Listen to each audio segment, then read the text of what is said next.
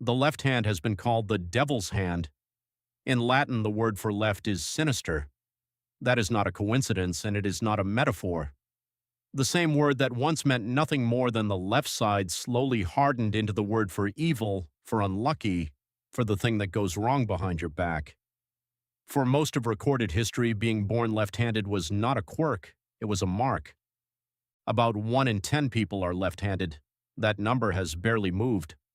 Not across countries, not across centuries, not across the whole long stretch of human beings we can measure.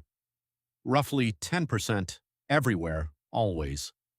Hold on to that number, because everything that follows is the story of a world that spent thousands of years trying to erase it and failing. Start with the words already in your mouth.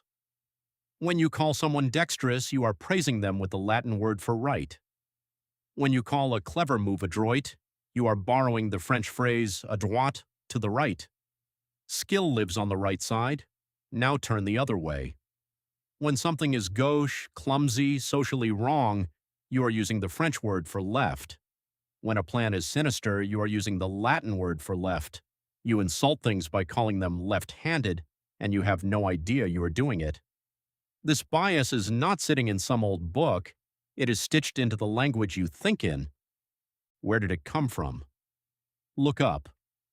In almost every major religion, power sits on the right.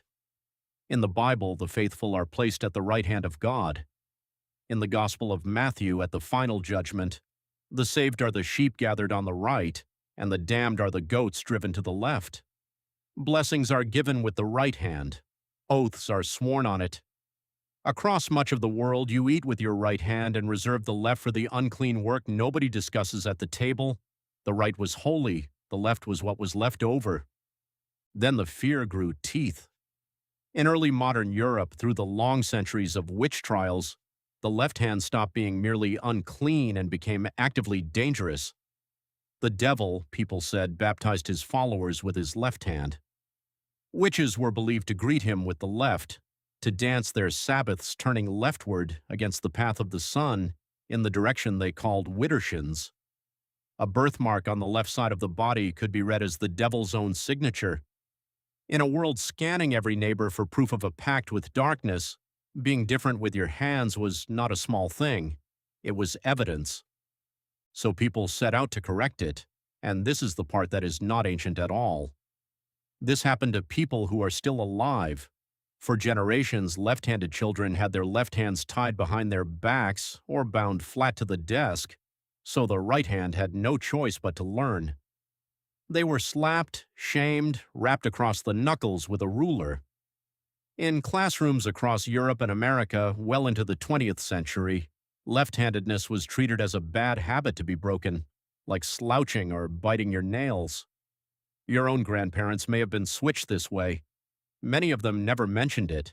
They simply grew up believing their first hand was the wrong one. Science for a while made it worse.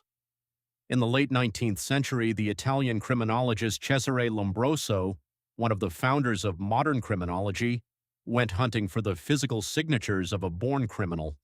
He measured skulls and jaws and ears, and he decided that left-handedness was one of the telltale marks of the degenerate and the deviant.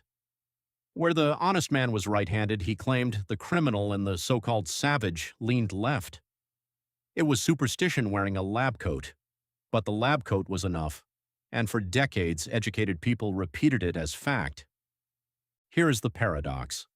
Lay it all out at once, the language against them, the religion against them, the witch hunters against them, the school teachers with their cords and rulers, the scientists calling them born criminals and marking them for suspicion. For thousands of years, nearly every force a society can bring to bear was aimed at one small trait in one small group of people. And still, that number would not move, 1 in 10. It sat there through all of it, stubborn, unbothered, refusing to disappear. How does anything survive that much pressure to vanish? Because it was never a choice, and it was never truly a habit. You can force a child to write with the right hand. You cannot reach inside and change which hand the brain reaches for first. Handedness is set early, before school, before speech, shaped in the developing brain and carried in part by our genes. The psychologist Chris McManus, who spent a career studying this and wrote the book Right Hand, Left Hand, has traced just how deep and how old the pattern goes. Look at the stenciled handprints on the walls of Ice Age caves, pressed there 20,000 years ago and more. Whoever held a hand to that cold stone and blew pigment around it favored the right in almost exactly the proportion we see today, 10% left, the same 10%. The hand they would one day try to tie down was already there at the very beginning of us, but that only sharpens the mystery, because in the cold arithmetic of evolution, a trait that gets you feared, beaten, and passed over as a marriage partner should slowly fade. If left-handers were shunned, punished as children, and marked as criminals, the odds alone should have ground them down over the generations. They didn't grind down. Something had to be pushing back the other way. Something had to make being left-handed pay for itself. It did. And the answer is almost too fitting to be true. The advantage was in a fight. And think about what it is to face another person with your hands. In a duel, in a wrestling match, in a boxing ring, you fight the way you have trained. And nearly everyone you have ever trained against was right-handed. Their attacks come from the same familiar side over and over, until your defense is built around it so completely you forget it is there. Then one day you face a left-hander. Everything is mirrored. The blows arrive from the wrong angle. Your guard is set for a fight that isn't happening. You have a fraction of a second less to read each move, and in a real fight, a fraction of a second is the whole distance between winning and lying still. Two French evolutionary biologists, Charlotte Faurie and Michel Raymond, decided to actually test this. They studied traditional societies around the world and measured two things at once: how violent each society was and how many left-handers it held. The pattern was startling and clean. The more violent the society, the more left-handers lived in it. In the most peaceful groups, left-handers were scarce. In the most warlike, they were far more common. In a world where sooner or later you might have to fight with your body, being the unexpected one kept you alive long enough to have children of your own. And the whole thing only works because they stay rare. This is the quiet genius of it. If half the world were left-handed, everyone would train against lefties from the start, and the surprise would evaporate.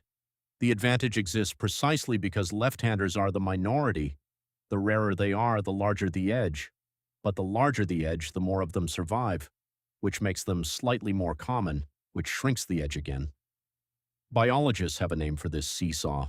They call it frequency-dependent selection, which is a long way of saying an advantage that only exists while you are rare. The trait can never take over, and it can never die out. It settles, balanced on that knife's edge, at a small and stubborn slice of the population, somewhere around 1 in 10. There is your number at last. Not a curse that refused to lift, a balance that simply could not be broken. You can still watch that old duel today in the places we kept it safe. Look at elite sport, especially the sports that are really two people reading each other in real time. Fencing, boxing, baseball, cricket, tennis. In every one of them, left-handers appear far more often than their 10% should allow, and the more the sport rewards surprise, the more of them you find at the very top. The southpaw in the ring. The left-arm bowler no batsman has faced enough. The hitter every pitcher quietly dreads. The exact same advantage that once kept a warrior breathing now does nothing more dangerous than win a title. The fight never really ended. We only moved it indoors and handed it a set of rules. So go back to the beginning. Back to the word sinister, the left side, the devil's hand. The mark they searched a frightened child's body to find, the habit they tied down and ruled across the knuckles, the sign a famous scientist swore belonged to the born criminal. They were right that it was different. They were right that it was rare. They were only ever wrong about what it meant. The hand they spent 1,000 years trying to correct was never the fingerprint of something cursed. It was the mark of the one who, when it finally came to a fight, you never saw coming. Call it sinister if you like. The word only ever meant the side the world could not kill.